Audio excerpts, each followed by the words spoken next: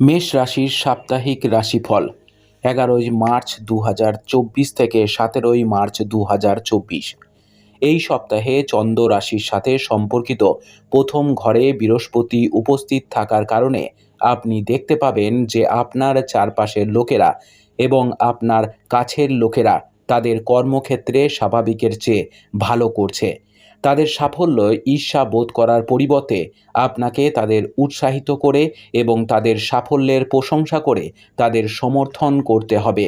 চন্দ্র রাশি থেকে একাদশ ঘরে শনি অবস্থান করার কারণে আপনার ভাবমূর্তি উন্নতি করার সাথে সাথে আপনি নিজেকে ইতিবাচক শক্তিতে ভরিয়ে তুলতে সক্ষম হবেন।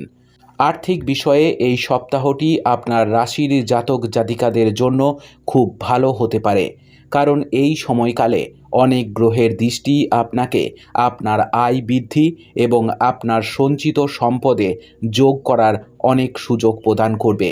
এই সপ্তাহে বাড়ির ছেলেমেয়েদের পড়াশুনোয় আগ্রহ কম থাকবে, যার কারণে তারা তাদের বেশিরভাগ সময় টিভি দেখাতে ব্যয় করতে পারে এবং এটি আপনাকে হতাশ করতে পারে এবং এমনকি তাদের সাথে তর্ক বিতর্কও হতে পারে।